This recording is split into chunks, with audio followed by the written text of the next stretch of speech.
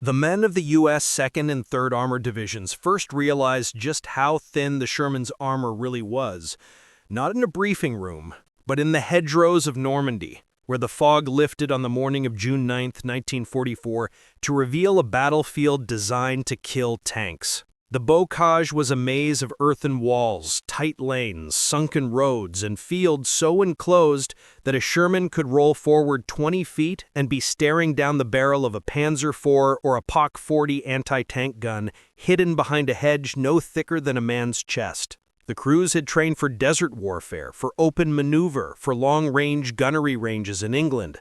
They had not trained for this. Private First Class John McElroy of the 745th Tank Battalion recalled the moment his commander saw the first Sherman knocked out near Auduville-le-Hubert. The shell went through us like we were made of paper. And he wasn't exaggerating. The Sherman's glacis, 51 millimeters at 56 degrees, might have looked good on paper, but the German 75 millimeter KWK-40 L-48 mounted on the Panzer IV and the nearly identical POC 40 anti-tank gun could punch through that armor at ranges of 1,200 to 1,500 meters. In the open, that meant a duel. In Normandy, that meant slaughter. On June 10th, a platoon from the 3rd Armored Division rolled toward Caumont when a POC 40 hidden behind a camouflaged hedgerow fired 3 rapid shots. The first round hit the lead Sherman's glacis and penetrated clean through, killing the driver instantly. The second punched through the assistant driver's position. The third ricocheted inside the turret, igniting stored ammunition. The tank brewed up in under 30 seconds. German gunners laughed. To them, the Sherman was predictable, thinly armored, gasoline-fueled, and easy to burn. The nickname Tommy Cooker, once reserved for British Churchills and Cromwells in North Africa, now spread among German crews to describe the American tank, a vehicle that cooked its crew the moment it was hit. But American tankers were quick learners, and they were angry. In the hedgerow fighting around Saint-Lô, they noticed something strange. Shermans that happened to carry spare track blocks on the front hull sometimes survived hits that would have killed others. On June 12th near Trevière, a Sherman of the 741st Tank Battalion took a frontal hit from what survivors believed was a Panzer IV. The round struck a row of spare track links bolted to the glacis. The track shattered. The tank didn't. The round failed to penetrate. The crew lived. 2 days later, another Sherman from the 2nd Armored Division survived a 75 millimeter APC-BC round because it struck an area where 2 spare track shoes had been welded by a crewman who disliked the way they rattled on the fenders. The idea spread like wildfire. Sherman crews began welding track blocks directly onto the hull, first as improvisation, then as a habit, then as doctrine. In the fields around Saint-Lô, tank maintenance teams worked into the night, scavenging discarded tracks from wrecked vehicles, heating them with cutting torches and welding them to the glacis of every Sherman they could find. Some crews bolted them instead, hammering pins into place while artillery whistled overhead. Others welded pieces of bogie wheels, spare road wheels, even fragments of destroyed Panzer IV side skirts. Anything that could add steel became armor. The 3rd Armored Division's after-action report from June 1944 noted, "Field application of additional track links has proven effective in defeating incoming 75 millimeter fire at extended ranges." German tankers soon noticed the change. In early July, during fighting near Carentan, a Panzer IV of the 12th SS Hitler-Jugend Division fired at a Sherman from roughly 1,300 meters. The gunner expected a kill. Instead, the round struck a welded patch of track and bounced off at an angle. The Sherman fired back and withdrew behind the hedgerow. The German gunner was stunned. It wasn't that the Sherman had suddenly become a tiger. It was simply tougher than it used to be. Despite the small psychological advantage the Americans gained, the reality remained brutal. Even with added track armor, the Sherman was still vulnerable. On June 19th near Saint-Fromond, 3 Shermans advanced along a narrow lane when a POC 40 opened fire. The first tank, despite its improvisational armor, was hit at the turret ring and destroyed. But something had changed. The 2nd and 3rd tank both managed to reverse and escape, something far less common in the opening days of Normandy. Tankers understood the truth. Track armor wasn't perfect, but it bought time. Seconds, sometimes minutes, and in tank combat, seconds meant survival. By the end of June 1944, the practice had become so widespread that depot personnel at Issini and Omaha Beach began stockpiling damaged track sections specifically to supply frontline tank units. Welding crews moved from battalion to battalion, reinforcing every Sherman that came through the workshops. In some units, not a single tank rolled into battle without at least 10 spare track shoes welded to the glacis. German tank crews saw the change firsthand during the battles around Saint-Lô. A German tank gunner later recalled, "Some American tanks now carried many tracks on the nose. We needed closer distance for penetration." And that was the key. The Sherman didn't stop German shells entirely. It simply forced Panzer IVs and PaK 40s to get closer, exposing themselves to return fire from the 75mm M3 gun or from flanking infantry equipped with bazookas. Normandy was still deadly. Sherman crews still died in burning tanks, but the balance had shifted, slightly yet significantly, because American crews refused to accept the Sherman's weakness and instead welded their survival onto the front of their tanks. And soon, the Germans, who once laughed, would learn that those crude pieces of track could mean the difference between a quick kill and a tank that kept coming. The improvised armor was only the beginning. The real transformation was still ahead, as the Shermans pushed into the hell of the bocage and the Americans learned how to turn weakness into strength.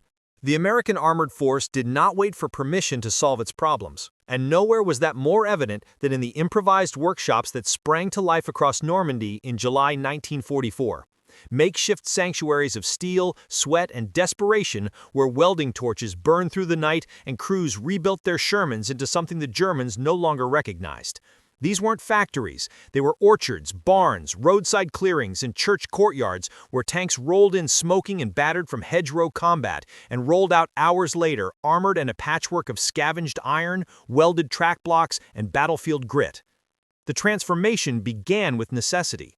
The Sherman's 51mm frontal armor had proven insufficient against the 75mm PaK 40 and Panzer IV's KWK 40 guns that seemed to lurk behind every hedgerow. German gunners did not need close range. At 1,200 meters, the PaK 40 could send an AP-CBC round straight through the glacis and out the back of the tank. The survivors of those impacts, if there were survivors, could testify that something had to change. In the first days of July, the maintenance crews of the 2nd Armored Division set the standard.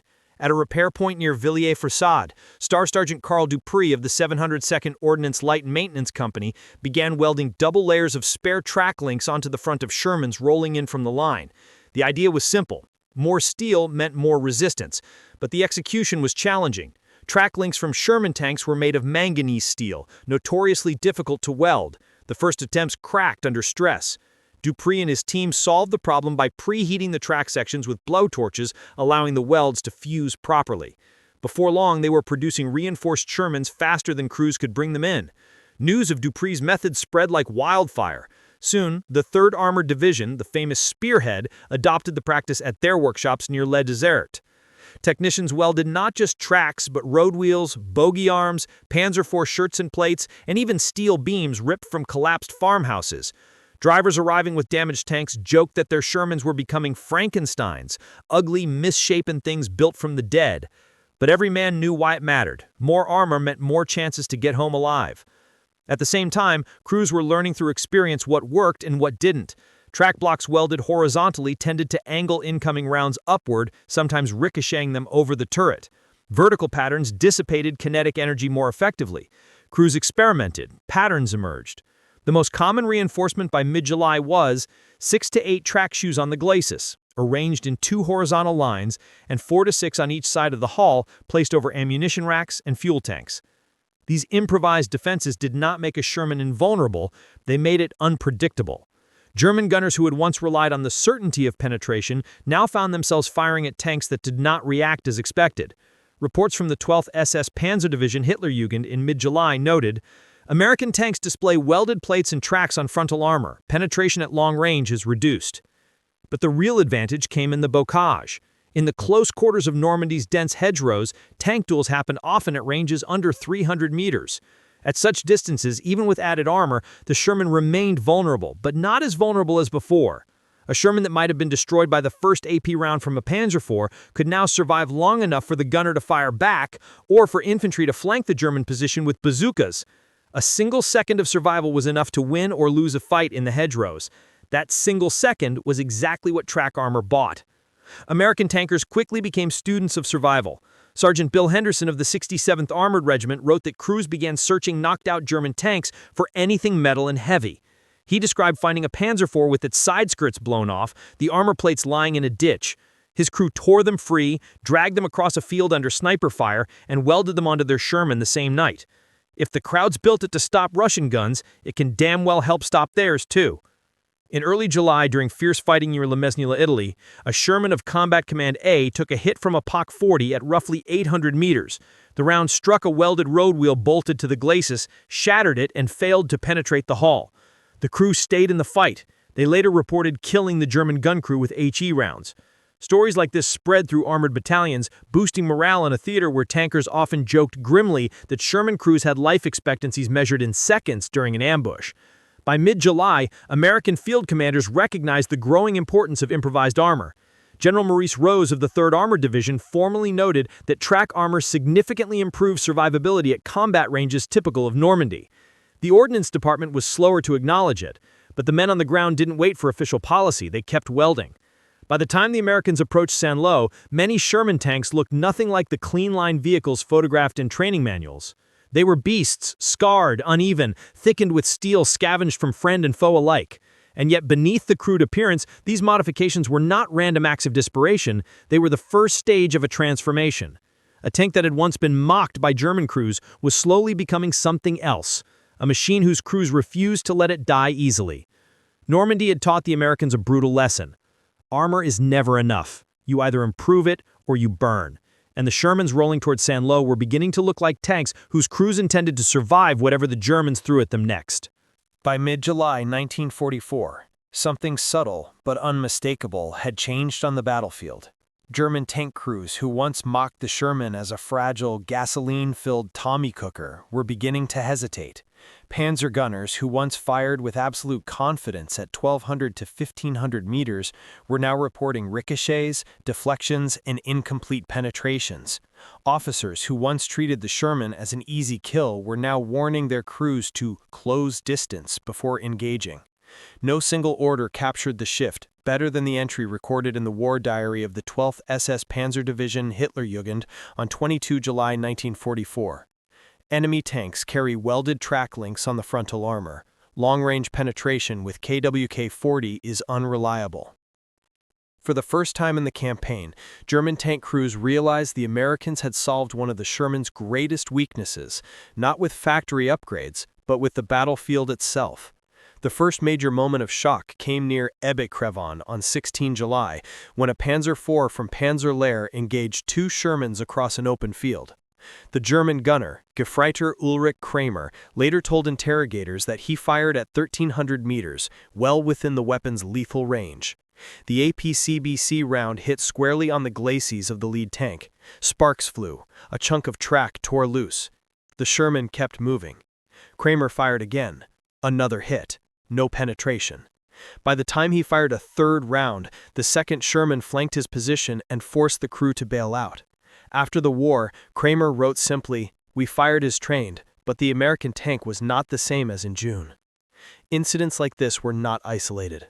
On 23 July, during the approach to Saint-Lô, a Sherman of the 67th Armored Regiment survived 3 frontal hits at roughly 1,000 meters.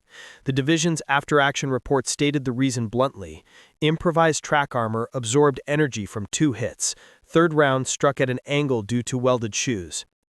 For tankers who had watched friends die inside burning Shermans only weeks earlier, this was nothing short of miraculous. The sense of helplessness began to fade. Confidence returned. Cautiously, but undeniably. Meanwhile, German technical officers began examining knocked-out and abandoned U.S. tanks more closely. They noted the armor patterns, measured the thickness of added steel, and recalculated penetration tables.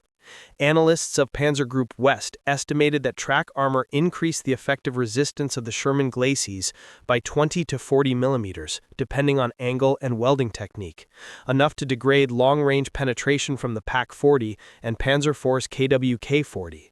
The PaK-40 was still deadly, the Panzer IV was still lethal, but the clear overmatch they enjoyed in June had narrowed, not eliminated, but narrowed. To German tactical planners, that meant one thing: the Americans were adapting faster than expected. The psychological effect was enormous. Before July, many German tankers considered the Sherman a nuisance, something to be swept aside unless backed by British Fireflies or tank destroyers. But now, after multiple reports of Sherman's surviving long-range hits, German gunners began holding fire until 800 meters or less, dangerously close in the bocage, where American infantry armed with bazookas could ambush them from 10 meters away. What had been a comfortable engagement distance had now become a killing zone. American units quickly noticed the shift. Lieutenant Aaron Kaplan of the 3rd Armored Division wrote in his journal, "We see the Panzers trying to close the distance now. They are aggressive, but no longer certain." That uncertainty became costly for the Germans. At Le Desert, a Panzer IV attempted to close to 600 meters to ensure penetration on a Sherman reinforced with 3 layers of welded track. As the Panzer advanced through a narrow lane, infantry of the 26th Infantry Regiment struck from both sides with bazookas. The Panzer was immobilized and abandoned. The Sherman survived the engagement and later helped evacuate wounded soldiers. But the most dramatic demonstration of Germany's shifting perception occurred during the fighting north of Perrier on 28 July. A platoon from the U.S. 4th Armored Division engaged a pair of Panzer IVs at roughly 1,200 meters across open farmland. The Germans fired first. The lead Sherman was hit twice on the glacis. Both rounds struck welded track sections. Both failed to penetrate. As the Shermans closed the distance, the Panzer tanks attempted to withdraw, but too late. A combination of HE rounds and machine gun fire forced the crews to bail out. Post-battle inspection revealed that without the welded track armor, the Sherman would have been destroyed by the first shot. Instead, it led the attack. The effect of these encounters spread quickly through German units. A technical note from the 2nd Panzer Division stated, "Enemy tanks display improvised armor adjustments which reduce effectiveness of standard AP rounds at distance." Meanwhile, American confidence surged. Tankers no longer felt condemned to die in a vehicle the enemy mocked. Sergeant Harold Weston of the 745th Tank Battalion said it best in a letter home, "We don't take hits as easy as before. The Krauts don't laugh anymore." By early August, as Operation Cobra began to tear open the German lines west of Saint-Lô, the full effect of improvised armor was visible across the battlefield. Shermans rolled into battle covered in welded tracks, Panzer road wheels, scrap steel, spare plates from wrecked German tanks, even cut-down boiler sections from French farms. Some looked monstrous, lopsided, lumpy, patched together, but every crew knew the truth behind the ugliness. Every added pound of steel meant another chance to live. And as the Americans prepared to break out of the bocage and into the open country where tanks could maneuver freely, the Germans had to face a new reality. Their once mocked opponent had changed. Sherman armor was no longer fixed, no longer predictable, no longer weak in the ways they had depended on. The battlefield had forced the Americans to evolve, and the results were starting to show. The Germans had stopped laughing, and soon, as the breakout into Brittany and the drive towards the Seine began, they would learn just how dangerous a Sherman could be when its crew refused to die quietly. By early August 1944, the Normandy campaign had entered a new and violent phase. The hedgerows were breaking open, German lines were collapsing under the weight of Operation Cobra, and U.S. armored divisions were finally beginning to fight in the type of terrain Shermans had been designed for, open country where maneuver mattered more than ambush angles. But the Germans were not done. Panzer Lehr, 2nd Panzer Division, 116th Panzer, and remnants of the 12th SS had pulled back toward Argentan and Falaise, forming a desperate defensive ring to hold the last escape corridor for tens of thousands of German troops retreating east. In these chaotic battles, improvised track armor proved not only useful, it became battlefield legend. Shermans that had entered Normandy as thin-skinned, lightly protected vehicles were now rolling into the Falaise battles, looking like iron monsters, their hulls and turrets layered with welded track blocks, Panzer road wheels, sheets of salvaged armor, and sometimes even entire shirts and plates scavenged from destroyed German tank destroyers. They were ugly, they were heavy, they were slower, but they refused to die.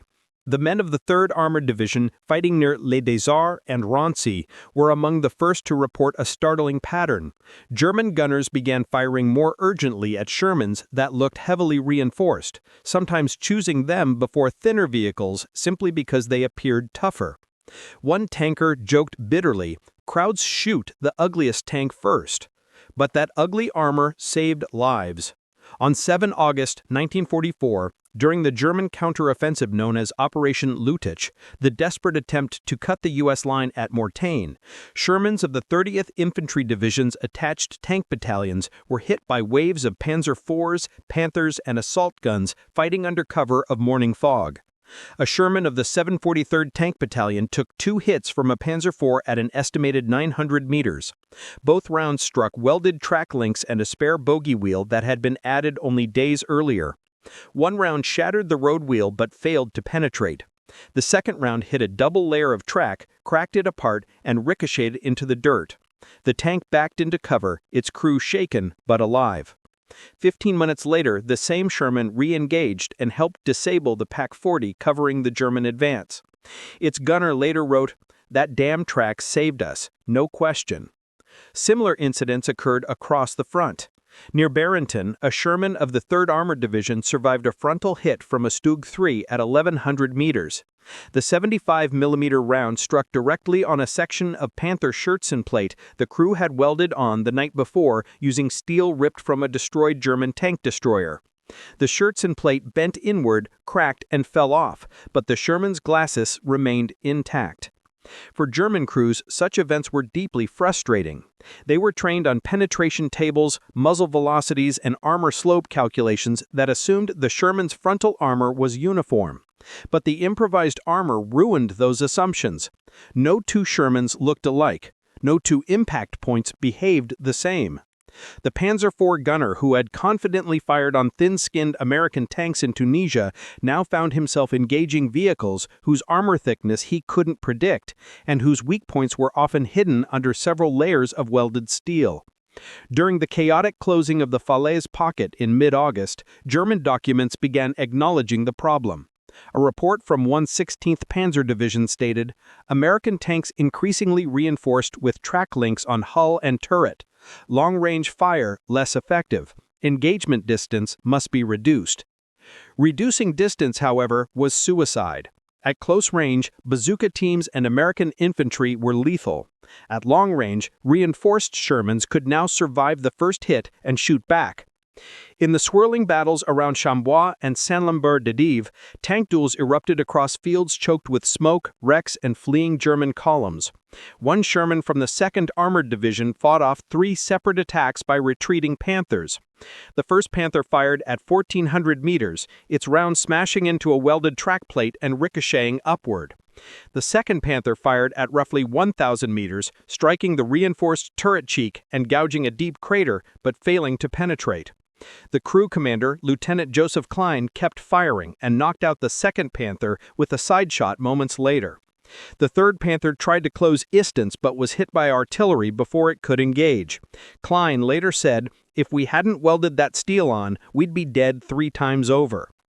As the breakout surged east, Sherman crews grew bolder. Tankers began scavenging not only tracks, but large sheets of boilerplate, farm machinery parts, and even steel doors from barns and workshops.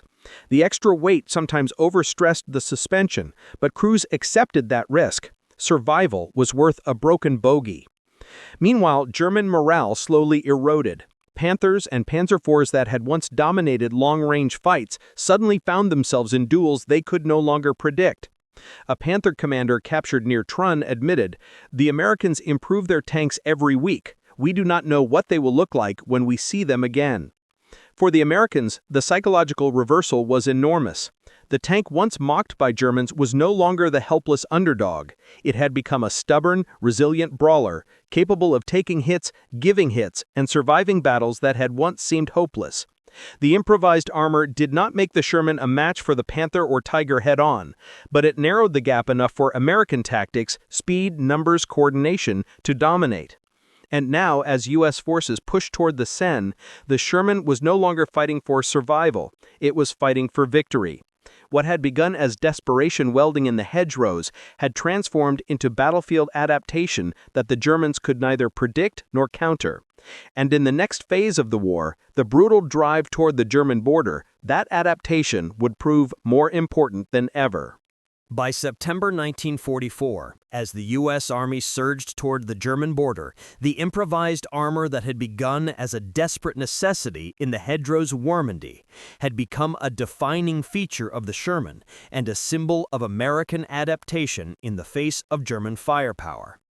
What started as scattered welding jobs in orchards and barnyards was now universal across armored divisions from Brittany to Belgium. Shermans rolled eastward, covered in a chaotic mosaic of spared track blocks, salvaged bogie wheels, chunks of Panzer armor, and steel plates stolen from French workshops, ugly but unmistakably tougher. And as the fighting moved into the Siegfried Line and the frozen hell of the Hurtgen forest, this improvised armor would once again justify every hour spent welding in the Norman night. The Siegfried Line was not hedgerow country. It was concrete dragon's teeth, fortified bunkers, forested hills, and narrow towns where every street became a shooting gallery. German anti-tank guns, PaK-40s, PaK-38s, and the dreaded 88mm flak converted to ground fire were positioned to fire from 1,500 meters or more, killing Shermans before they could even identify the threat. Yet, despite the heavier firepower they now faced, Sherman crews discovered something remarkable. The improvised armor still mattered. In late September near Aachen, a Sherman of the 745th Tank Battalion advanced toward the village of Alsdorf when it was hit by 2 PaK-40 rounds from roughly 1,200 meters. Both shots struck the glossus, hitting a double layer of track that had been welded on 2 weeks earlier. The first round shattered the track and deflected upward. The second round cratered the remaining steel but did not penetrate. The crew backed off, stunned but alive. The battalion commander wrote in his daily report, "Track armor saved this tank outright." German reactions grew increasingly grim. At a briefing of the 9th Panzer Division, officers were told that American Shermans no longer fall reliably to long-range fire. A field note from a Panzer IV company in early October stated, "Enemy tanks must be engaged at close range to ensure destruction. Improvised armor creates inconsistent results." That inconsistency was the key. The Germans no longer trusted their penetration tables, charts once considered gospel. With every welded Sherman they faced, their certainty shrank. Their gunners hesitated. Their commanders grew cautious.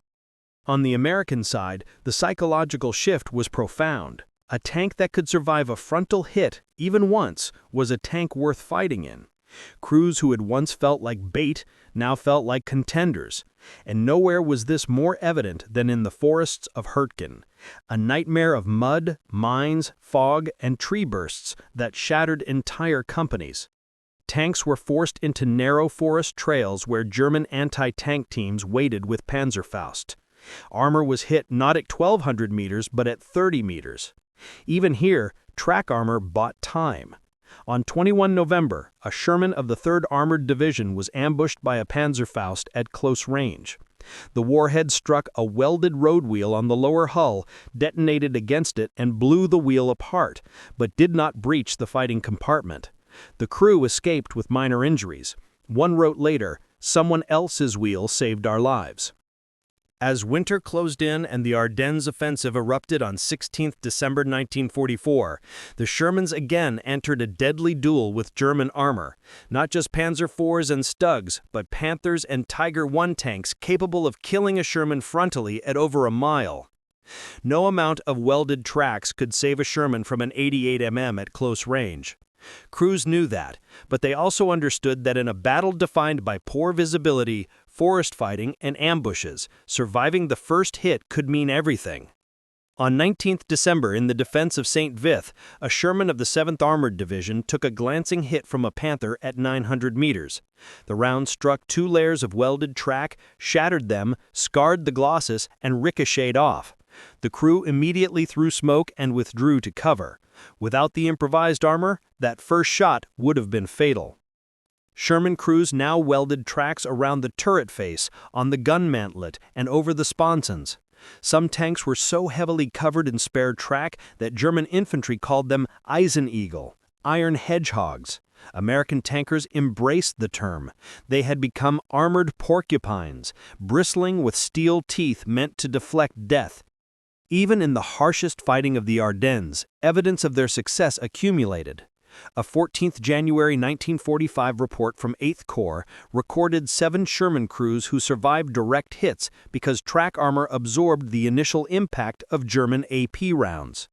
One tank from the 6th Armored Division survived 5 hits during the drive toward Bastogne, 3 from Pak-40s, 2 from a Stug 3, because all 5 rounds struck reinforced areas. The tank was battered, shaking, nearly inoperable, but its crew lived. German technical intelligence reports captured early in 1945 complained that Sherman modifications were unpredictable, varied, and increasingly difficult to defeat at range. A Tiger commander captured near Schönenberg admitted, "We can no longer assume a kill with the first shot. Some American tanks require 2 or 3. This changes our tactics." Changing German tactics meant changing German survival. Every extra second a Sherman lived was a second a bazooka team could flank a Panther, a second artillery could shift fire, a second infantry could suppress the gunner. Improvised armor did not make the Sherman invincible, but it made the battlefield less predictable for the Germans and more survivable for the Americans. By the time U.S. forces crossed the Rhine in March 1945, nearly every Sherman bore the scars or the reinforcements of months of battlefield adaptation. Some had track armor neatly welded in rows. Others were covered in chaotic layers of salvaged steel. A few carried so much added weight that mechanics joked they should be reclassified as heavy tanks. But factory design no longer mattered. What mattered was that American tankers had rewritten their own armor, forged in battle and welded by hand, under fire, in the mud, darkness, and terror of the European campaign. When the war finally ended, many Shermans were stripped of their improvised armor for transport home or for redeployment. But the men who survived never forgot what those crude steel plates had given them. In veteran interviews decades later, Sherman crewmen spoke not of the tank's thin armor, but of the armor they built themselves. As one crewman from the 3rd Armored Division said in 1984, "They laughed at our tanks. We welded until they stopped laughing."